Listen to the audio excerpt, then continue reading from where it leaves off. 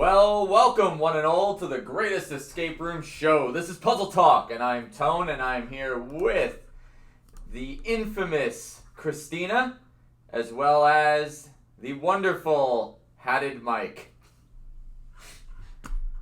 Christina, I gotta move your name thing up a little. There we go. Okay. It's a little too big for your head. Booyah. Now you can see Christina. We'll get the right size hats next time. So, as always, we've got an amazing show for all of you. I just hit we're at 1,000 here. Got an amazing show for all of you here today. So thank you for joining us. And, you might be able to tell that this room has now been fully purpleized. Welcome to the purple. Every episode will change the color of the room. Oh, perfect. Chris We'll have a new tab. Hey, I painted 3/4 of this room. Allegedly.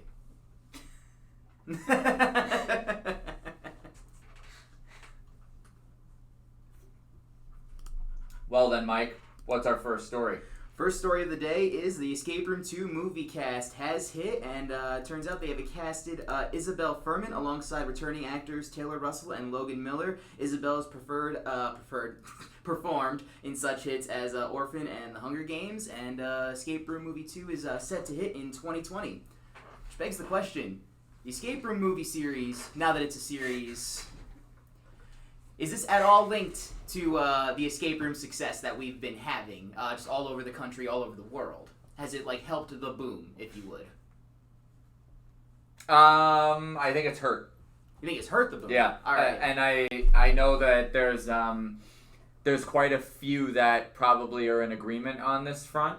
The issue with the escape room movies is that they are 100%, and I mean, if they're going to go in any direction as a movie, you'd figure they're going to go Saw. Yeah. So as a result, though, it has fueled the fire of all escape rooms are scary. I don't want to be scared. I'm not going. And it's not to say that there's not plenty of scary escape rooms. Boogeyman's one of them. And some people think Cure Z is pretty, scary atmosphere. I think one of our Escape the Rumors had just said they opened the first, into the first hallway and it sent chills down their spine. Mm-hmm. But it's still more of an action adventure piece. We definitely don't drive the horror feeling in that game as much as the other. The only one that really is a driven horror is Boogeyman. Yeah. And this movie, people just go with what they see as mass market. And, perception is kind of everything, unfortunately. Everyone judges a book by its cover. And Escape Room, the movie, is a horror movie, so all escape rooms must be like that. Okay, that's fair. On the other side of that coin, a lot of the customers that we get from my side as a game master, a lot of first-timers, they come in, and the first thing they talk about is, oh, yeah, we saw that escape room movie, and we wanted to come try an escape room for ourselves. But to be fair, they lead on to, is it scary like in the escape room movie, etc., etc. It's not to say it's not going to turn on a lot more people. It's just their perception of what to expect is always going to be there. And if you're not meeting that expectation, they're probably going to leave maybe slightly disappointed. So to me, I don't believe that it's a great... It's like there was a... I hear that there's an in development new escape room show on the way, but there was a show called Race to Escape. Okay. That was on, I don't know, maybe 2 years ago now. And Race to Escape was by no means horror, which was good. It was very much painted as just every episode was a new theme of a room, and the contestants would go in and compete. And each room, it was basically a one-room game. Okay. But the room was very big. So you could fit an entire team of 10 reality stars inside and have all these personalities competing against a mirror image of the room on the other side of the wall. So you'd have the whole room, but the room's painted red on one side, the whole room's painted blue on the other, and that's your teams. Okay. And you're racing to see who escapes first. See, I would much rather watch that over the horror escape room movie because I feel like you get a more like real competitive feel with like the escape rooms and just kind of like the diversity that comes with escape rooms outside of just the horror feel. The problem was that they were utilizing the fact that it was a film show. So, one thing we've always said is that even with our streaming content, right, escape room gameplay is not really entertaining post-game.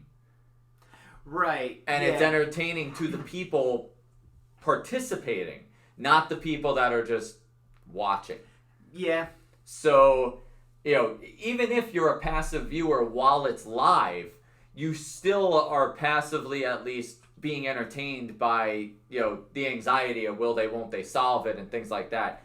But once it's over and it's already been solved and you're just watching, repeat viewing, it loses all entertainment value. Yep. Race to Escape felt very similar. Beyond that, the problem that I found with Race to Escape was that some of the puzzles in the show were blatantly things where, like, we'd kick you out. How so? I mean, I think we would do that if like for they're breaking stuff in a room with musical instruments and sets, and one of the puzzles requires them to break open the front of the drum and reach inside, and there was like a trophy inside. Or there was one in like a little kid's school setting, and they had to rip open all the stuffed animals. Oh, I see. Yeah, for a film thing, that's a pretty cool concept, but for an everyday escape room, that would get so crazy. Yeah, it's almost like the Chris Angel element of escape rooms where, like, you can edit the magic. It's not real. And it's a tough sell. Escape rooms are what they are because of the in-room participation. Yep. They don't work without the participation. That's the fundamental ingredient that these movies are missing. Escape Room the movie was successful because of the fact that people were like, oh, let's check it out, the ominous nature of the content. I don't think Escape Room 2 is going to make any money. Now, I could end up completely wrong by this, but Escape Room did not have great reviews. I heard a lot of mixed reviews, yeah. So I can't see it having an overwhelming, like a financial resounding response. boom. Yeah. A lot of times sequels do better than the originals because they've got that momentum. I don't think that movie's got momentum. No, I think they're just trying to make a splash over what's already a booming industry. And I don't know who the hell any of the people in it are. So. I recognize Isabel from The Hunger Games. I remember her role. I think it was the second or the third movie she was competing against Katniss. And I actually liked Orphan. That was a really weird, fun movie. Oh, that's what she's from. Yes, Orphan. Yep. She was actually like the 40-year-old Russian woman, quote unquote. Did you ever see Orphan? No. Terrible movie. That's scary. Really horrible movie. However, now at least I know where I have seen her face. But yeah, I don't think it has really assisted all that much with Escape Room success. If anything, I would say that 2019, I could be wrong about this, but I think 2019 is starting to see the turning point where the industry is starting to downturn. Because there's movies like this that are scaring people into even attempting the fire in Poland. There's so many negative things that happened over the last couple months to the industry that people are starting to be afraid to walk through the doors. I mean, understandably so in that aspect as far as fear goes. We were lucky because being one of the first, we already built our brand and have a loyal fan base before any of this happened. Right. So we still see the people who have played everything just waiting for our next game as opposed to trying to bring in new. Like, I've often said that our safety net is the fact that we could survive on the people who already played alone. So, and do just fine. So even if the same people just keep coming back to each game. And it's good, too, that we have the same people coming back because they see also our responses as well to these things like the fire in Poland. Now they see how we respond with our fire safety briefing in the beginning of each game. And that kind of builds, I think, that loyalty, too, with the returning fan base because we're not. Sure. Yep. Okay, what's next? So, escape rooms inside of an airplane. This is a new escape room that landed in London. Inside the walls of a decommissioned jet, players set up in orange jumpsuits and handcuffs to be immersed in this new escape room experience that players deem is taking immersion to a new level. I saw the headline when I had initially found this article, and I got super excited because I thought it was an escape room in a plane while the plane is in the air. Ha! Now, this is still a cool idea because I can imagine how it takes you as far as immersion goes. Like, you're quite literally escaping an airplane, but how far off are we from being on a first-class luxury flight and one of the on-flight activities being an escape room? No, it's not going to happen. No, never? You don't think so? No. We'll teleport before that. Didn't we just do that recently? Yeah, that's my point. Very excited. Very excited about this. No, here's why this is never going to happen. Okay. Insurance and safety regulation. Okay. Why do you think you're not allowed to walk the plane while you're in... There's scheduled times where you can get up and move about the quarters. Fair. Okay. Fair. And what about other, flight? Like, what if it was like a blimp or something? Something that you, possibly could walk around in? I'm just looking for possibilities. What about a rocket ship? How about a rocket ship? Boats and trains, no problem. Fair. Already have happened. Right, yeah. Cruise lines do escape rooms. Nate from Puzzle Break has his infamous deal with cruise lines, and I've seen articles about escape rooms on trains. I've heavily thought about an on a train game. But I would want the whole train, not just one cabin little cart, right? Yeah, I want the whole train. My family went on a cruise recently. They actually got to experience one of the escape rooms on the cruise. They said it was a pretty cool idea. Yeah. If anybody wants to buy us a train, I will totally make a train ride escape game where it's an overnight and you stay in the train. I would totally do that. I'm 100% on board. But I mean, even on a decommissioned plane, I'm down. I think it's a cool concept. Yeah, this definitely has to take immersion to some, and I know immersion for us is probably the huge deal. I mean, we're one part escape room, other part immersive theater. So to throw people quite literally onto an airplane, it's you can't fake certain realism. Yes. And the ability to play on a real decommissioned jet is just cool. Especially if you can go to different areas of the plane. Right, you can go to the cockpit or the cabin or first class or whatever. Yeah, I don't want to spend all of my time in the seats. Yeah, you just have to watch from the seats, or just you will go up and down the road. I feel like that would take you out of the. It would be cool though, to have to board the plane, sit as if you're gonna take off, right, and then do the your rules video on the monitors that you would normally watch. Oh, TV for the safety little briefing that they do for the escape exits. Are you gonna have a game master doing the? Yeah. And then you could tell in the photo that they've walled over the windows, and I'm going to take a guess that that's for video. They didn't specify in the article, but I would assume you're on the right track. So this way you could simulate takeoff and then see the footage.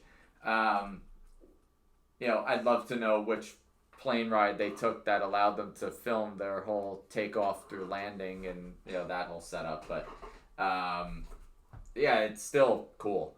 I'm still hopeful one day for an escape room in the air. We got a man on the moon. We can get an escape room in the air. Next. Play the computer game while you're in the plane. Within the same vein, an escape room is under fire right now in London for its newest attraction, Chernobyl, 10 Seconds to Midnight. The Riddle Inside, which is the company that actually released that previous escape room we just talked about on the decommissioned jet, the exact same company. The Chernobyl 10 Seconds to Midnight is set to release in 2020. The room takes place inside a nuclear facility, and you must solve a series of different puzzles to escape the explosion. But a charity known as the Chernobyl Children's Project in the UK deems that this event is in real bad taste. And I would like your take on that. Is this too far? Is this offensive? Christina? Why do I get to kick it off? Because I like controversy. I don't know. It's a tough one. I get the whole like side of it being like how far do we take the whole offensive thing and stuff like that, but at the same time it is like kind of still not a good take. Why? Okay, here's question number one. Why is anyone considering this offensive? Mostly because people are still suffering from it. There are still charity organizations and there are still like foundations that are set to helping people recover from this, traumatic event. Okay. I believe that they only totaled about 66 deaths, but the people affected go up to the thousands. The thousands.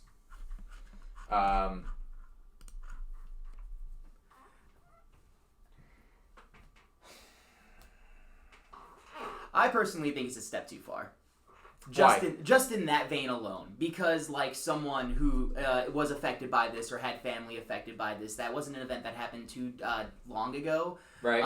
Would see this and probably get hurt or offended and probably never want to take themselves through the escape experience. Now, understanding in that same vein that like escape rooms can be educational. And we've talked about this several times on the show before, but there's a difference between using escape rooms to be educational and just kind of piggybacking off of something that people can deem either really cool or really tragic. Like recently, there was another escape room that was called the Underground Railroad escape room. Okay. It had absolutely nothing to do with the actual events of the Underground Railroad, but still the name was offensive, and they actually ended up having to change the name. But, for example, Chernobyl's not... It's not exactly the same as, like, a Holocaust situation. Right, yeah, no, it's like, you can't really compare the two. Not even close. Yeah. So, like, there's a little bit, to me, of an element of... One, is the game educational? Or is it just kind of like, like the other side of the coin, like, let's just make a movie about Chernobyl. Yeah. Or is it purely using it as a concept for entertainment basis? And I don't know because I haven't played it. Right. We did an entire video at one point where Jess and I had sat down with David and Lisa from Room Escape Artists about like how far is too far. And Holocaust was like an automatic no. Absolutely Don't not. touch it. And then the other side of it was, are victims of the scenario still alive? In this case, yes, they're still, so I don't know. This is a situation though where it's like Chernobyl's not. It's a tragic event, but I don't think it's tragic on the scale of... I'm trying to think of the word for it, but it's escaping me. Obviously, like, we can't compare the Holocaust to Chernobyl, but I don't think it's tragic on, like, that set of a scale. Okay, well, let's test the room here. How much do you remember about Chernobyl? I don't remember much. I'll be 100% honest. I don't even think we went over it too much in, like, school or anything like that. It was just kind of like a brief... This happened. So if you had to guess, what happened?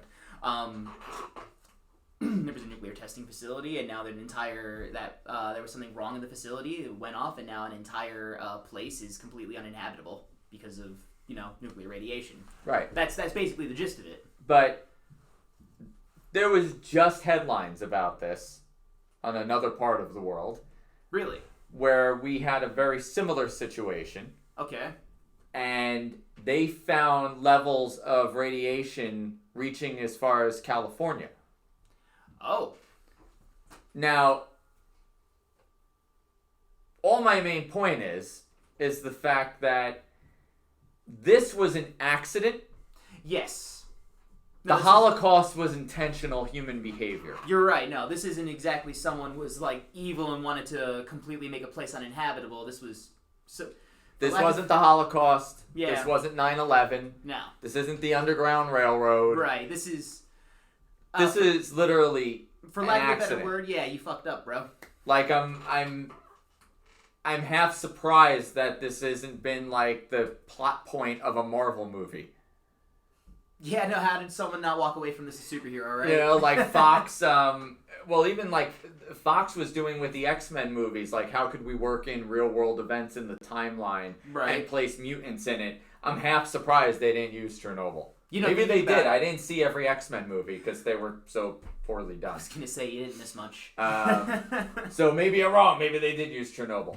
But that's where I'm kind of having a little bit, and I was kind of looking to see, you know, where you guys sat on it, but I don't necessarily think this is as offensive because this is not, yes, this was a man-made tragedy, but it was not an intentional to harm anyone man-made tragedy.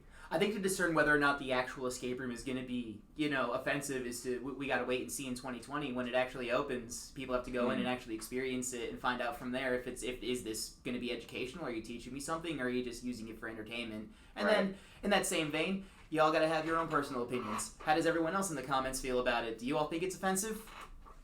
Do you think Mike's offensive? I can be offensive. Well, we'll move on. On to topic number 4. To watch or not watch the intro video. For this topic, I dove deep onto one of the many enthusiast escape room groups. I'm not very good at tongue twisters today. And I found this interesting discussion. To watch or not watch intro videos, and something that we here at Trapdoor are all well versed in, are intro videos. I think as it stands right now, every one of our games has an intro video. Sure, yeah. From advertisings for other games that we have to official rules, and then, you know, your briefing or whatever intro video you have. Intro videos are a part of escape rooms in a big way, and as a game master, we see a fair number of people start the game without actually watching the escape rooms. Some say this is impatient and irresponsible, while others argue this is a good time-saving strategy. What do we think as escape room game masters and a business owner? How important is that intro video? I think it completely depends on why you're there to play. Yeah. If you're there strictly to puzzle and you do not care whatsoever if the company has created any type of immersive story to it, then puzzle on, I guess. I do see the argument that it's your ticket. In a lot of escape rooms, that intro video could hold like clues or certain like aspects of the game that would help you later on.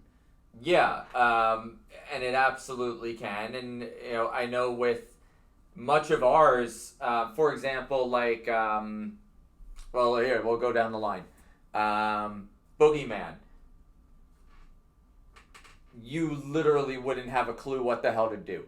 No, because it tells you what your objective is. Your objective is in the briefing video. You Right. would have no idea what Boogeyman plays in a way that you could finish 99% of the game but not be able to solve that last puzzle because you don't know what you need. Also, though, with Boogeyman, they can't start puzzling until, because they watch the briefing video and then enter the room, so they can't start puzzling without watching the briefing video. We made an intentional cutoff with that.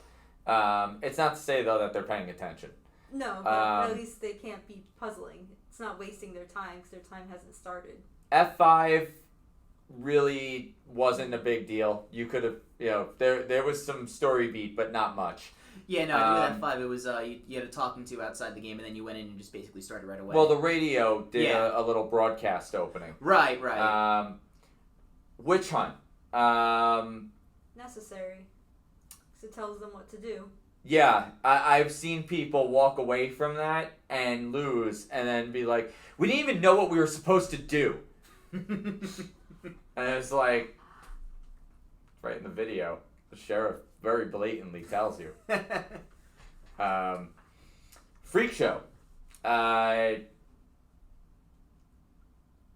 briefing of Freak Show is almost like divided. You get a little bit in that first part of the opening, a little more from the strongman before he leaves. So it's almost like it's, you know, little doses along the way, and then you find more stuff out as you play.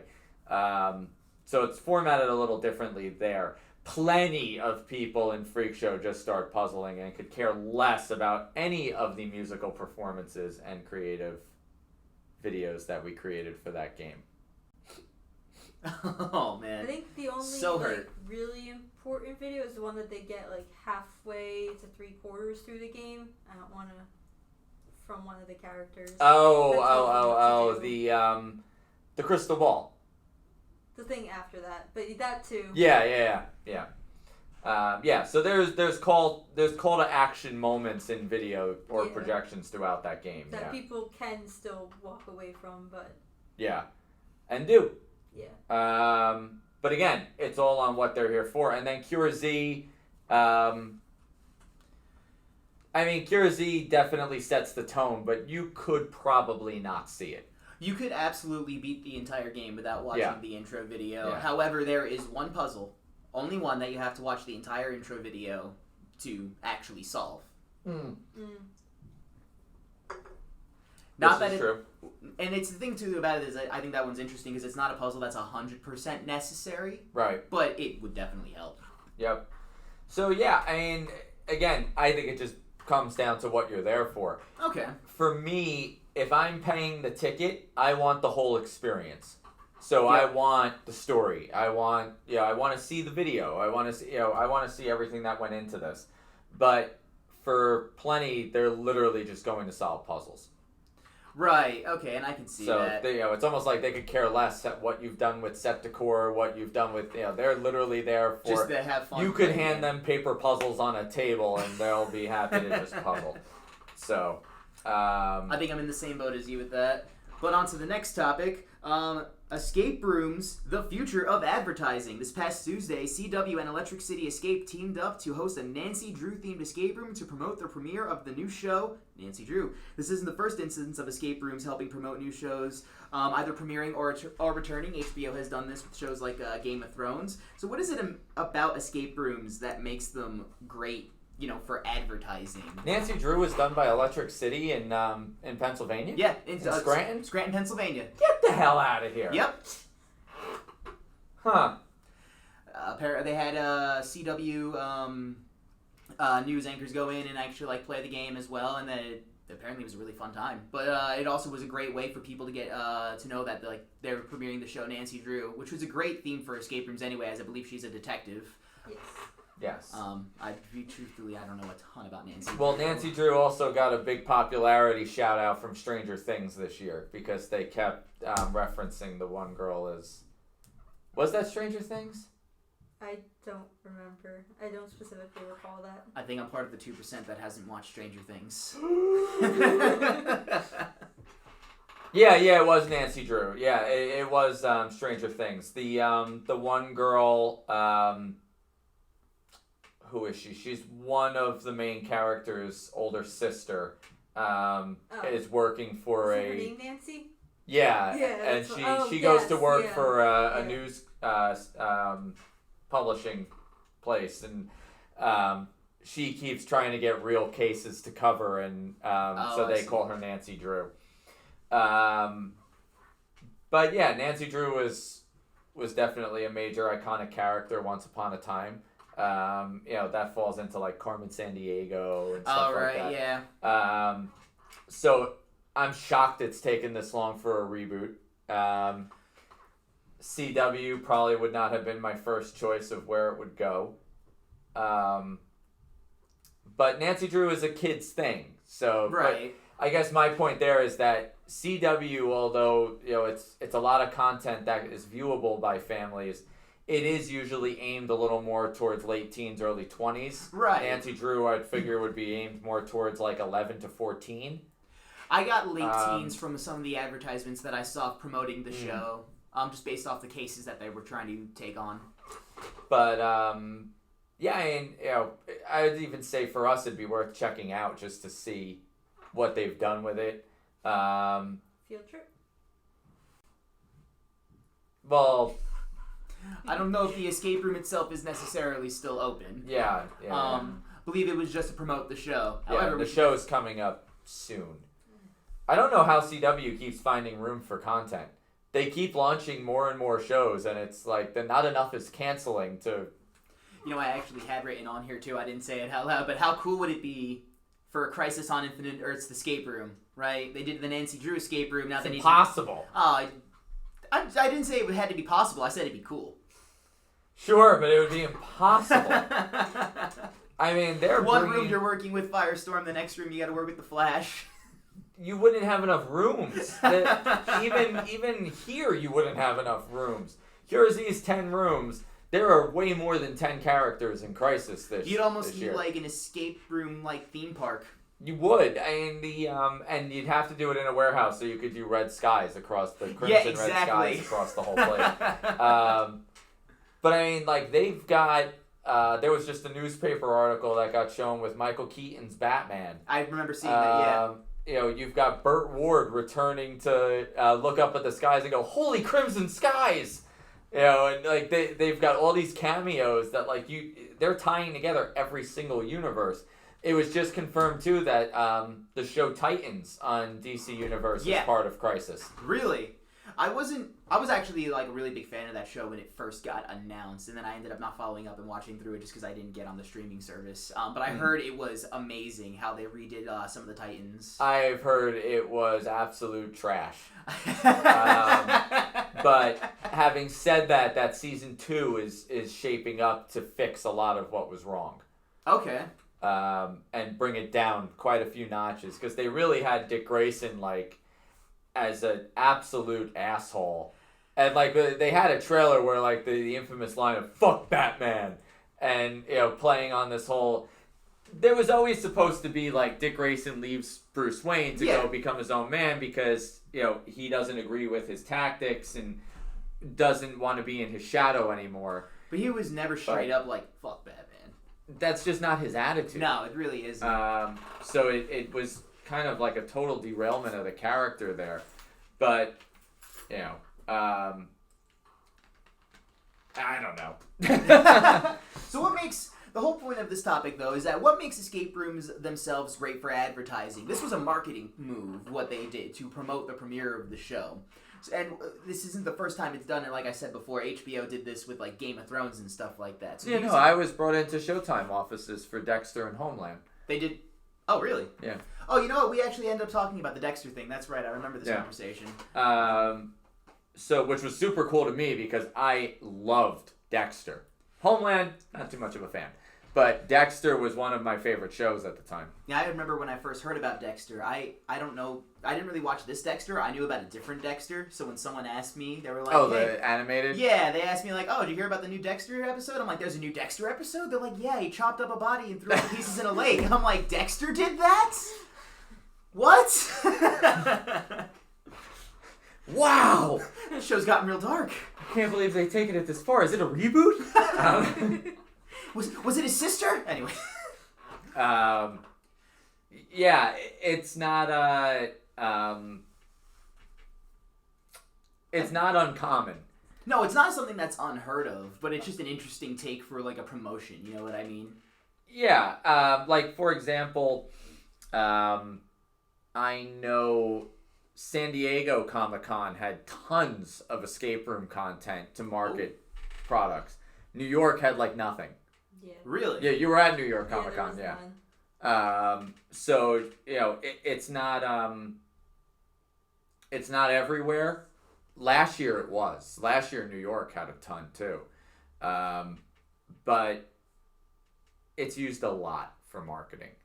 And then you could always see too, like if you keep an eye out, like the last Mission Impossible movie set up a mini pop-up escape room at the movie theaters. Really? So it was like one weekend only at select theaters you could go play the Mission Impossible escape room game and then go see the movie. So yeah, it's been used a lot. Okay. Walking Dead does something like every year. I didn't even know about the Mission Impossible thing. That would have been really cool to go do because I was a huge Mission Impossible fan as a kid.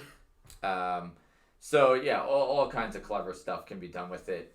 It really is a great way to immerse people in a given property. So 100%. Also, before we close out, because we talked about this last week on the show,